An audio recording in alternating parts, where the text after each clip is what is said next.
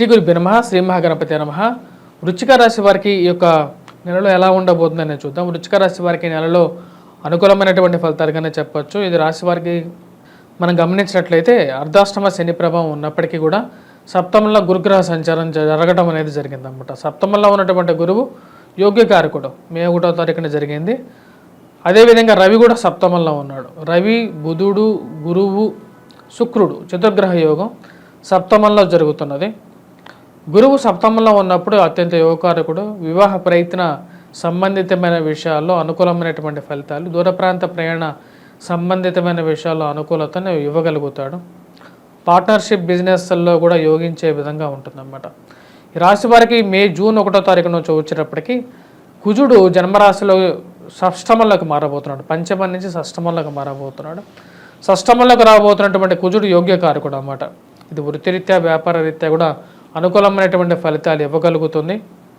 దూర ప్రాంత ప్రయాణ సంబంధితమైన విషయాల్లో ఎక్కువగా అనుకూలతమైనటువంటి ఫలితాలు ఇస్తుంది అన్నమాట. శత్రు సంబంధితమైన విషయాలు అంటే శత్రువుల మీద విజయాన్ని ఇవ్వగలుగుతుంది. ముఖ్యంగా వచ్చినప్పటికీ కోర్టు సంబంధితమైన వ్యవహారాల్లో అనుకూలమైనటువంటి ఫలితాలు ఇస్తుంది అన్నమాట. ఈ రాశి వారికి షష్టమంలోకి రాబోతున్నటువంటి కుజుడు యోగ్యకారకుడు. భూ సంబంధితమైనటువంటి ఇష్యూస్ ఏవైతే ఉన్నాయో అంటే భూ లావాదేవీల విషయాల్లో ఒక రకమైనటువంటి పాజిటివ్ రిజల్ట్ అనేది మీకు వస్తుంది అన్నమాట. అంటే కోర్టు సంబంధిత ద్వారా కానీ భూ సంబంధితమైన విషయాల్లో కానీ ఒక సెటిల్మెంట్ అనేది జరుగుతుంది. అది మీకు ఎంతో పాజిటివ్గా ఉంటుంది. గృహవాహన కొనుగోలు సంబంధితమైన విషయాల్లో సానుకూలమైనటువంటి ఫలితాలు పొందగలుగుతారు. మీరు అనుకున్నటువంటి ఇల్లు కానీ స్థలం కానీ లేకపోతే గృహం కానీ వాహనం కానీ కొనాలనుకుంటారు. అది ముందుకు జరగటం అనేది జరుగుతుంది. 15వ తారీఖు తర్వాత 15వ తారీఖు వరకు వచ్చినప్పటికీ ఈ రాశి వారికి సప్తమంలో గురువుతో పాటు రవి కూడా ఉన్నాడు అన్నమాట. రవి సప్తమంలో ఉన్నప్పుడు అధికమైనటువంటి ఖర్చు కారకుడుగా తయారవుతాడు.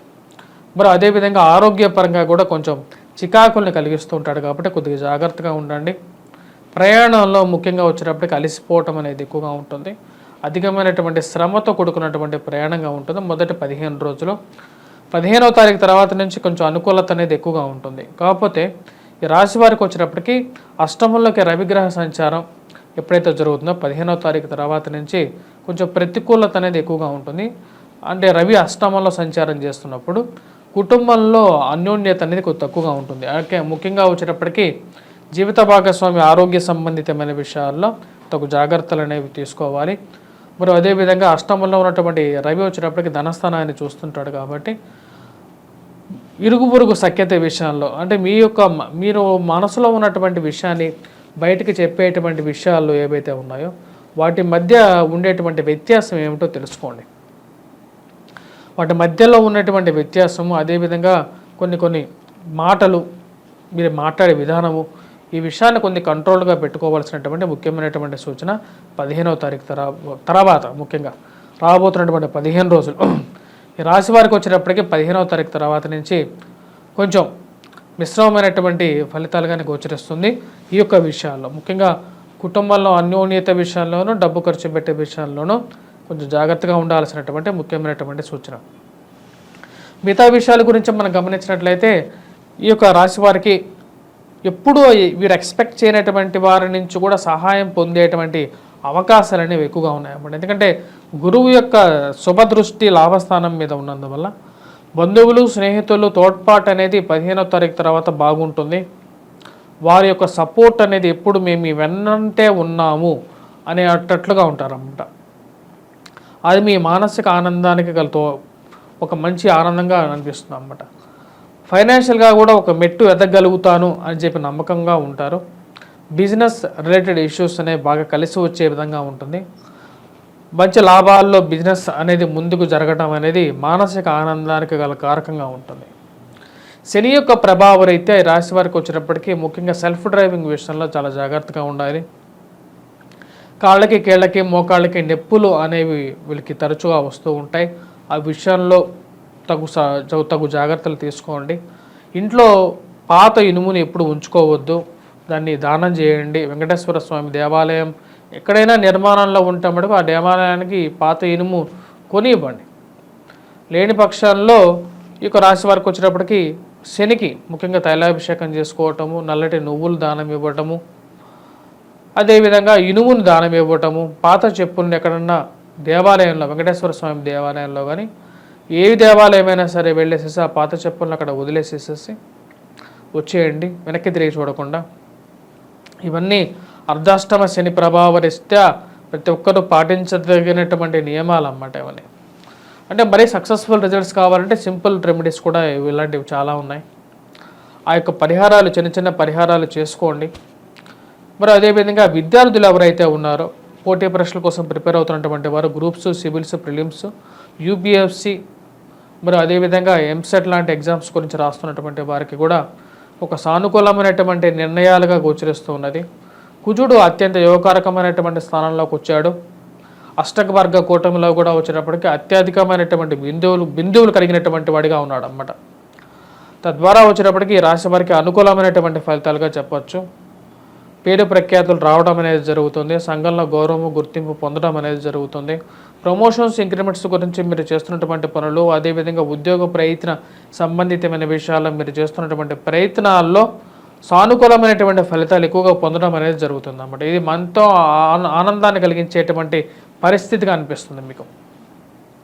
ఈ రాశి వారికి వచ్చేటప్పటికి ఓవరాల్గా ఈ యొక్క నెల అనేది బాగా యోగ్యవంతంగానే ఉందన్నమాట. చిన్న చిన్న రెమెడీస్ అనేది వీరు చేసుకోవలసినటువంటి ముఖ్యమైనటువంటిగా ఉంటుంది. విద్యార్థులకు లాభంగా కలిగించే విధంగా కూడా ఉంది. ఎందుకంటే గురువు యొక్క శుభదృష్టి లాభస్థానం మీద కూడా ఉంది కాబట్టి. మరియు ప్రేమ సంబంధితమైన వ్యవహారాల్లో మీరు కలిగేటువంటి ఫ్రెండ్స్ అనేవాళ్ళు మంచి ఫ్రెండ్సే కలుగుతారు. అంటే మంచి బుద్ధి ఉన్నటువంటి వారే మీకు ఫ్రెండ్స్గా ఈ యొక్క రాశి వారికి స్నేహితులుగా ఏర్పడతారన్నమాట. అంటే గురువు మంచి స్థానంలో ఉన్నప్పుడు గురువు యొక్క శుభదృష్టి, వారి యొక్క మనస్తత్వం కూడా వచ్చేటప్పటికి వీరి మీద ఒక పాజిటివ్నెస్ ఉంటుంది. మరి అదేవిధంగా ఈ రాసేటువంటి ఎగ్జామ్స్లో కూడా ఒక మంచి రిజల్ట్స్ రావటం అనేది జరుగుతుంది అన్నమాట. మంచి కోర్సు చేరాలి, మంచి చోట నేను స్థిరపడాలి, మంచి కోర్సు తీసుకోవాలని చెప్పి మీరు ప్రయత్నం చేయటంలో ఆ యొక్క ప్రయత్నంలో కూడా ఒక పాజిటివ్గా ఒక మంచి కోర్సే మీరు ఎంచుకొని ఒక మంచి కాలేజీలో ఉత్తీర్ణతతో చేరగలుగుతారు అన్నమాట. అదేవిధంగా ఈ రాశి వారికి వచ్చేటప్పటికి సంఘంలో మీరు ఎంతో సపోర్ట్ చేసి ఉన్నటువంటి వారు ఎవరైతే ఉన్నారో ఎలక్షన్స్లో వారు అత్యధిక మెజారిటీతో గెలవటం, అది మీ మానసిక ఆనందానికి గల కారకంగా ఉంటుందన్నమాట. నేను అనుకున్నటువంటి వారే గెలిచారని చెప్పి ఒక ఆనందాన్ని మీకు మానసికంగా కూడా మీరు ఎంతో ఆనందాన్ని ఫీల్ అవ్వడం జరుగుతుంది. అది మాకు కంపల్సరీగా మన భవిష్యత్ అనేది ఒక క్షేమమైనటువంటి స్థాయిలో ఉంది, నేను అనుకున్నటువంటి వారు నాకు ఎప్పటికైనా సహాయం చేస్తారు అని చెప్పి ఒక ధీమా అనేది తో మీరు హ్యాపీగా ఉండగలుగుతారు.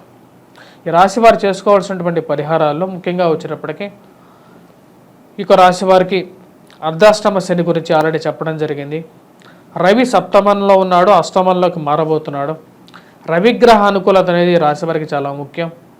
సప్తమంలో ఉన్నటువంటి రవి ధనక్షయకారకుడు, అష్టమంలోకి పోతే అది కూడా వచ్చేటప్పటికి ఇంచుమించు ధనక్షయాన్ని కలిగిస్తుంది, అదేవిధంగా ఆరోగ్యపరంగా కూడా క్షయాన్ని కలిగిస్తుంది. కాబట్టి వీరు సూర్యారాధన చేసుకోవాల్సినటువంటి ముఖ్యమైనటువంటి సూచన, సూర్యుడికి అర్ఘ్యాన్ని సమర్పించాలి. స్వస్తి.